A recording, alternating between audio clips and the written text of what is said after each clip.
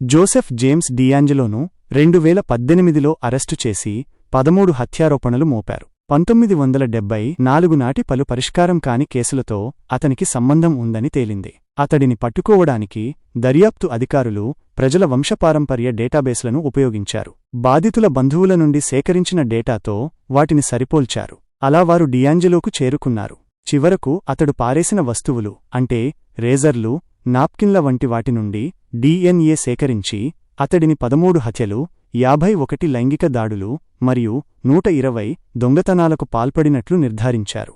2018లో డియాంజెలో అరెస్టుకు కొద్దికాలం ముందు విడుదలైన HBO limited series I will be gone in the dark golden state killer కేసును బాధితులు, కుటుంబ సభ్యులు మరియు దర్యాప్తు అధికారులతో ఇంటర్వ్యూల ద్వారా తెలియజేసింది. ఈ పరిష్కారం కాని కేసు ఎలా పరిష్కరించబడిందో లోతుగా చూపించింది. 2020లో ది గార్డియన్ నివేదించిన ప్రకారం డియాంజెలోకు పెరోల్ లేకుండా జీవిత ఖైదు విధించబడింది.